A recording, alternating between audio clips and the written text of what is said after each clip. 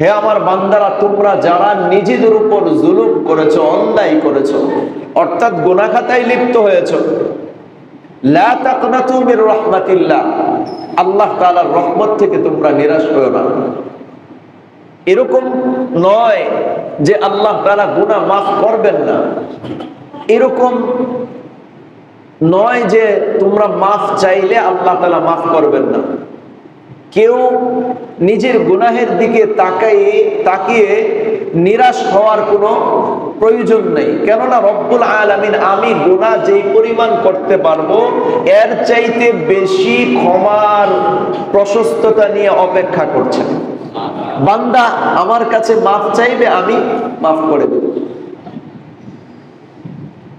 হাদিস শরীফে এসেছে, হাদিসে কুদসির মাঝে এসেছে, আল্লাহ তাআলা বলেন, ইয়া ইবনা আদম, হে বনি আদম শুনো, লাউ বালাগাত যুনুবাকা ফিস সামা, তোমার গুনাহটা যদি আকাশ পরিমাণও পৌঁছে যায়, সুম্মা ইস্তাগফারতানি গফারতু লাক, অতঃপর তুমি যদি আমার কাছে মাফ চাও আমি তোমাকে মাফ করে দেব, ওয়ালা উবালি, এই ক্ষেত্রে আমি কারো পরোয়াই করব না।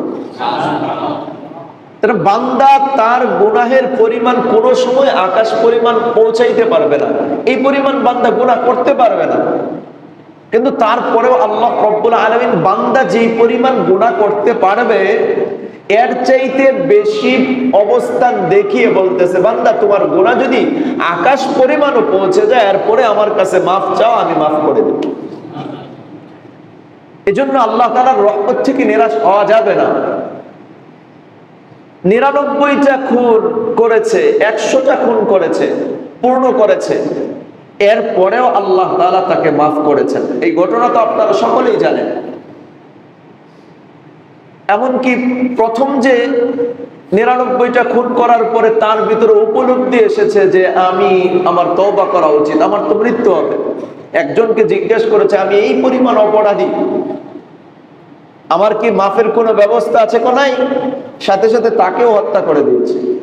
100 পূর্ণ হয়েছে। আরেকজনকে বলেছে, সে বলেছে, হ্যাঁ তোমার গুনাহ মাফের একটা ব্যবস্থা আছে, তুমি এই এলাকা ছেড়ে ভিন্ন এলাকায় চলে যাও, ওই এলাকায় বসবাস করবে, এই এলাকায় আর কোনোদিন ফেরত আসবে না, ওইখানে নেককার বান্দা বান্দীরা থাকে, ওইখানে অবস্থান করো।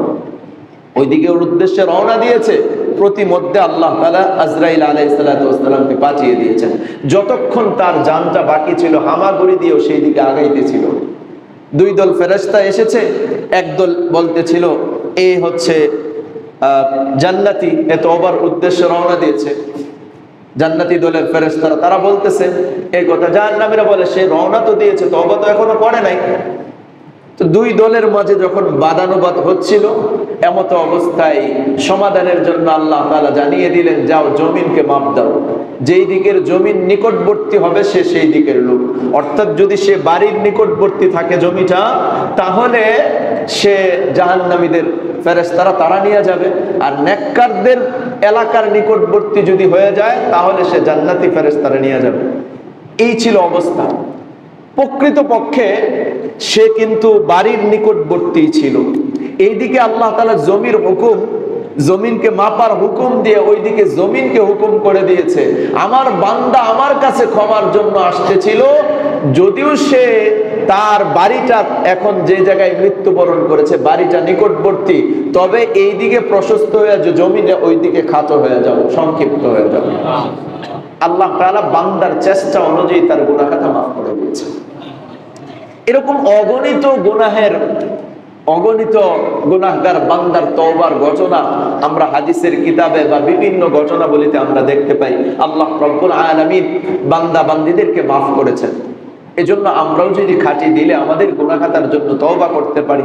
এখানে তো এরকম কেউ নাই যে 100 খুন করে ফেলেছি, আছে? একজনও নাই। তারপরেও 100 খুনওয়ালা ব্যক্তিকে তো আল্লাহ তাআলা মাফ করেছেন, আমাদেরকে করবেন না ইনশাআল্লাহ? নিঃসন্দেহে করবেন। এই জন্য খাঁটি দিলের গভীর থেকে রব্বুল আলামিনের নিকট মাফ চাইতে হবে। রাজি আছি ইনশাআল্লাহ? আল্লাহ তাআলা এই কারণেই বলতেছেন, কুল ইয়া ইবাদিয়াল্লাযীনা আসরাফু আলা আনফুসিহিম লা তাকনাতু মির রাহমাতিল্লাহ। ওহে আমার বান্দারা, তোমরা যারা নিজেদের উপর জুলুম করেছো, অন্যায় করেছো, পাপাচারে লিপ্ত হয়েছো, আল্লাহ তাআলার রহমত থেকে নিরাশ হয়ো না। ইন্নাল্লাহা ইয়াগফিরুদ যুনুবা জামিআ, নিশ্চয় আল্লাহ তাআলা সমস্ত গুনাহ খাতাগুলি maaf করে দিবেন। ইন্নাহু হুয়াল গফুরুর রহিম, তিনি তো ক্ষমাশীল, তিনি তো অত্যন্ত দয়ালু। এজন্য কাজী দিলে রব্বুল আলামিনের নিকট তওবা করব। আল্লাহ তাআলা অন্যত্র বলেন ওয়াতুবু ইলাল্লাহি জামিআন আইয়ুহাল মুমিনুনা লাআল্লাকুম তুফলিহুন, ওহে ঈমানদারগণ তোমরা সকলেই আল্লাহ রব্বুল আলামিনের নিকট তওবা করো, লাআল্লাকুম তুফলিহুন, যদি তওবা করো আশা করা যায় তোমরা সফল কাম হয়ে যাবে। অন্যত্র আল্লাহ তাআলা বলেন ইয়া আইয়ুহাল্লাযীনা আমানু তুবু ইলাল্লাহি তাওবাতান নাসুহা, ওহে ঈমানদারগণ তোমরা খাঁটি তওবা করো, একেবারে দিলের গভীর থেকে খাঁটি তওবা করো। তাহলে কি হবে? আসা রাব্বুকুম ইয়া আইয়ুহাল্লাযীনা আমানু তুবু ইলাল্লাহি তাওবাতান নাসুহা আসা রাব্বুকুম আন ইউকাফফিরা আনকুম সাইয়্যাতিকুম ওয়া ইউদখিলাকুম জান্নাতিন তাজরি মিন তাহতিহাল আনহার। আশা করা যায় আল্লাহ তোমাদের গুনাহ খাতাগুলো maaf করে দিবেন এবং তোমাদেরকে এমন জান্নাতে প্রবেশ করাবেন যার তলদেশ দিয়ে নহর প্রবাহিত। আল্লাহ তাআলা গুনাহ maaf করে দিবেন। এজন্য সকলেই চেষ্টা করব তো ইনশাআল্লাহ খাঁটি দিলে তওবা করার জন্য। যদি আমরা তওবা করতে পারি ফজিলত লাভ কি হবে? নবীজি সাল্লাল্লাহু আলাইহি সাল্লাম বলেন ইন্নাল মুমিনা ইযা আযনাবা কানাত নুকতাতুন সাওদা, যখন কোন মুমিন বান্দা কোন গুনাহ করে তার অন্তরে একটা কালো দাগ পড়ে যায়। নুকতাতুন সাওদা ফি কলবি, তার অন্তরের ভিতরে একটা কালো দাগ পড়ে। ফাইন তাবা ওয়া নাযা, যখন সে তওবা করে এবং গুনাহ থেকে বিরত হয়, ওয়াস্তাগফারা ইস্তিগফার করে, সুকিলা কলবুহু, তার অন্তরটা পরিষ্কার পরিচ্ছন্ন হয়ে যায়। তাহলে এক নাম্বার ফায়দা যেটা, গুনাহের দ্বারা তো অন্তর কালো হয়, তওবার মাধ্যমে আল্লাহ তাআলা অন্তরকে পাক ও পবিত্র পরিষ্কার পরিচ্ছন্ন করে দেন। দ্বিতীয় নাম্বার ফায়দা, যে ব্যক্তি গুনাহ থেকে তওবা করবে আল্লাহ রব্বুল আলামিন তার গুনাহগুলোকে নেকি দ্বারা পরিবর্তন করে দেন। শুধু এরকম না যে গুনাহ মাফ করে দিয়েছেন, আপনি যেই পরিমাণ গুনাহ করেছেন এই পরিমাণ নেক আল্লাহ তাআলা আপনার আমল নামায় দিয়ে দিবেন যদি আমি আর আপনি তওবা করতে পারি। আল্লাহ তাআলা কোরআনুল কারীমের মধ্যে বলেন ইল্লা মান তাবা ওয়া আমানা ওয়া আমিলা আমালান সালিহান ফাউলাইকা ইউবাদদিলুল্লাহু সাইয়্যাতিহিম হাসানাত ওয়া কানাল্লাহু গফুরুর রহিমা। আল্লাহ তাআলা বলেন যারা তওবা করে এবং নেক আমল করে, সৎকর্ম করে, আল্লাহ তাআলা তাদের গুনাহগুলোকে নেকি দ্বারা পরিবর্তন করে দেন। এজন্য দ্বিতীয় নম্বর ফায়দা যেটা পেলাম, গুনাহ থেকে যদি তওবা করি তো আল্লাহ তাআলা আমাদের গুনাহগুলোকে নেকি দ্বারা পরিবর্তন করে দিবেন। তিন নাম্বার, যে ব্যক্তি তওবা করে আল্লাহ তাআলার কাছে মাফ চায়, আল্লাহ রাব্বুল আলামিন তাকে মহব্বত করেন আর ভালোবাসেন। আল্লাহ তাআলা বলেন ইন্নাল্লাহা ইউহিব্বুত তাওয়াবিন ওয়া ইউহিব্বুল মুতাতাহহিরিন, যারা তওবা করবে আল্লাহ রব্বুল আলামিন তাদেরকে মহব্বত করেন, ভালোবাসেন, এবং যারা পাক পবিত্রতা অবলম্বন করে পরিষ্কার পরিচ্ছন্ন থাকে এদেরকেও আল্লাহ রব্বুল আলামিন মহব্বত করেন। এখানে দুইটা কথা, একটা হচ্ছে ইন্নাল্লাহা ইউহিব্বুত তাওয়াবিন, যারা তওবা করে আল্লাহ তাআলা তাদের অভ্যন্তরীণ হালতকে পবিত্র করে দেন, আর যারা পরিষ্কার পরিচ্ছন্ন থাকেন এদেরকে আল্লাহ তাআলা বাহ্যিক পবিত্রতা যারা রক্ষা করে এদেরকেও আল্লাহ তাআলা মহব্বত করেন। তাহলে একজন ব্যক্তির উভয় দিক থেকে পবিত্র হতে হবে, অভ্যন্তরীণ এবং বাহিরাঙ্গন। সবটাই যদি পবিত্র হয়, পরিষ্কার হয়, আল্লাহ রাব্বুল আলামিন ওই বান্দার বান্দিকে বড় মহব্বত করেন আর ভালোবাসবেন। এটা গেল তিন নাম্বার। চার নাম্বার, পার্থিব জীবনে আল্লাহ রব্বুল আলামিন অগণিত বরকত দান করেন, দুনিয়াবি জিন্দেগির মধ্যে বরকতে বরকতে ভরপুর করে দেন। আল্লাহ তাআলা বলেন ইস্তাগফিরু রাব্বাকুম, তোমরা তোমাদের প্রতিপালকের নিকট ক্ষমা প্রার্থনা করো, ইন্নাহু কানা গাফফারা, নিশ্চয় আল্লাহ রব্বুল আলামিন বড় ক্ষমাশীল, বড় দয়ালু, তিনি তোমাদের গুনাহ খাতাগুলি মাফ করে দিবেন। আর ফায়দা কি দিবেন? একে তো গুনাহ মাফ, দ্বিতীয়ত যদি ইস্তাগফিরু রাব্বাকুম, তোমরা যদি ক্ষমা প্রার্থনা করতে পারো তো ইউরসিলিস সামা আলাইকুম মিদরারা, আল্লাহ তাআলা আকাশ থেকে তোমাদের জন্য পরিমিত মুষলধারে বৃষ্টি বর্ষণ করবেন। ওয়ায়ুমদিদুকুম বিআমওয়ালি ওয়া বানিন, আল্লাহ তাআলা তোমাদের মালে সম্পদের মধ্যে বরকত দান করবেন, সন্তানাদিদের মধ্যেও বরকত দান করবেন। ওয়ায়ুমদিদুকুম বিআমওয়ালি ওয়া বানিন ওয়া ইয়াজআল লাকুম জান্নাতি ওয়া ইয়াজআল লাকুম আনহারা, তোমাদের জন্য এরকম ফসল আদি এগুলো উৎপন্ন করবেন, এরপরে তোমাদের জন্য নদী নালা খাল বিল এগুলো প্রবাহিত করে দিবেন। সুতরাং পার্থিব জীবনের বরকতের জন্য হলেও আমাদের তওবা করা উচিত। আল্লাহ রব্বুল আলামিন আমাদেরকে বুঝার আমল করার তৌফিক দান করেন। এটা গেল 4 নাম্বার। 5 নাম্বার হচ্ছে, যদি কোনো ব্যক্তি ইস্তেগফার করতে থাকে, তওবা করতে থাকে, আল্লাহ রব্বুল আলামিন তাকে শাস্তি দেন না। কি করেন না? তার উপর যদি কোনো আযাব আল্লাহ তাআলার পক্ষ থেকে নির্ধারিত থাকে, যদি কোনো ব্যক্তি তওবা আর ইস্তেগফারের মধ্যে থাকে, আল্লাহ তাআলা সেই আযাবকে উঠায় নেন। কুরআনুল কারীমের পরিষ্কার ঘোষণা, ওয়া মা কানাল্লাহু লিয়ুআযিবাহুম ওয়া হুম মুস্তাগফিরুন। আল্লাহ তাআলা যারা তওবা করে, ইস্তেগফার করে, এদেরকে আল্লাহ রব্বুল আলামিন শাস্তি প্রদান করেন না, আযাব দান করেন না, আযাব থেকে এদেরকে রক্ষা করে দেন। এটা গেল 5 নাম্বার। 6 নাম্বার, তওবা করলে যে ফায়দাটা হবে সেটা হলো ফেরেশতারা আল্লাহ রব্বুল আলামিনের নিকট তাদের জন্য মাগফিরাতের দোয়া করতে থাকে যারা তওবা করে। আল্লাহ তাআলা কোরআনুল কারীমের মধ্যে ইরশাদ করেন, আল্লাযীনা ইয়াহমিলুনাল আরশা ওয়া মান হাওলাহু ইউসাব্বিহুনা বিহামদি রাব্বিহিম ওয়া ইস্তাগফিরুনা লিল্লাযীনা আমানু রব্বানা ওয়াসি'তা কুল্লা শাইইন রাহমাতাও ফাগফির লিল্লাযীনা তাবু ওয়াত্তাবাউ সাবিলাকা ওয়া কিহিম আযাবাল জাহিম। এই আয়াতের সারমর্ম অর্থ হলো এটা যে আরশ বহনকারী ফেরেশতা এবং তার আশেপাশে যে সমস্ত ফেরেশতারা আছে, এরা আল্লাহ তাআলার প্রতি বিশ্বাস স্থাপন করে, তাসবিহ পাঠ করে, আল্লাহ তাআলার কাছে দোয়া করতে থাকে।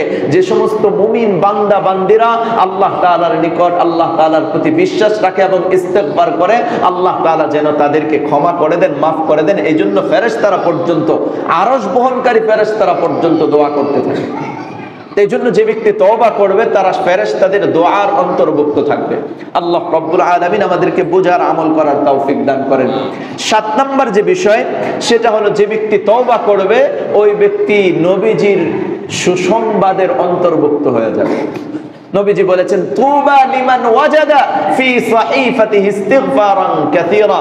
ওই ব্যক্তির জন্য তো বড় সুসংবাদ যার আমলনামায় বেশি থেকে বেশি ইস্তিগফার রয়েছে, বেশি থেকে বেশি তওবা রয়েছে, ইস্তেগফার রয়েছে, ওই ব্যক্তির জন্য বড় সুসংবাদ।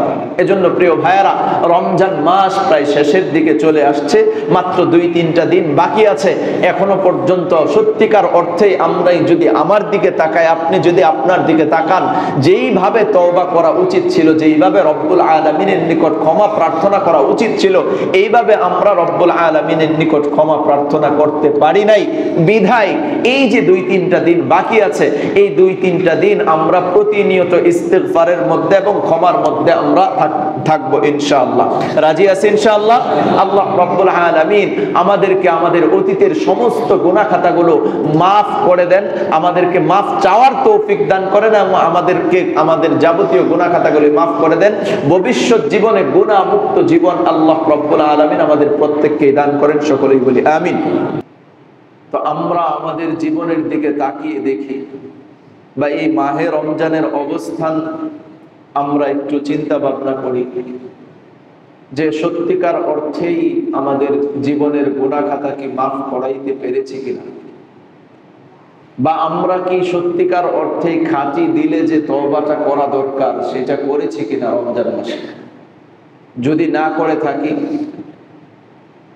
তাহলে অতি সত্বর আল্লাহ রব্বুল আলামিনের নিকট তওবা করে অতীতের সমস্ত গুনাহ খাতা মাফ করানো উচিত এবং ভবিষ্যৎ জীবনে গুনাহ করব না এটার জন্য দৃঢ় প্রতিজ্ঞা গ্রহণ করা উচিত।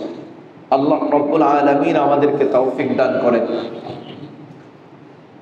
এই তওবা যে আমরা করব, কেন করব? তওবাটা এই কারণেই করব যে আমরা প্রত্যেকেই গুনাহগার। নবীজি সাল্লাল্লাহু আলাইহি ওয়াসাল্লাম ইরশাদ করেছেন, কুল্লু বনি আদম খাত্তা'। প্রত্যেক বনি আদম গুনাহগার। প্রত্যেক বনি আদম কি? গুনাহগার। বনি আদম মানে আদমের সন্তান, মানুষ। প্রতিটা মানুষই গুনাহগার। এমন কোন মানুষ নাই যে গুনাহগার নয়। আল্লাহ রব্বুল আলামিন নবীদেরকে মাসুম রেখেছেন, নবীদের হিসাব বাদ। নবী ছাড়া প্রত্যেক মানুষ গুনাহগার।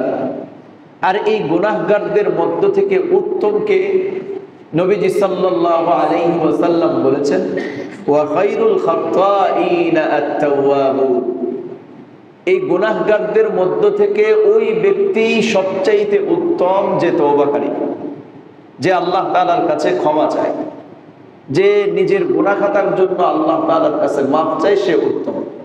সুতরাং গুনাহ আমাদের হয়ে যাবে, আমাদের জানা অজানায়, বুঝে না বুঝে, প্রকাশ্যে গোপনে, এককভাবে, সম্মিলিতভাবে, অনেকভাবেই গুনাহ হয়ে যায়, গুনাহ হবে।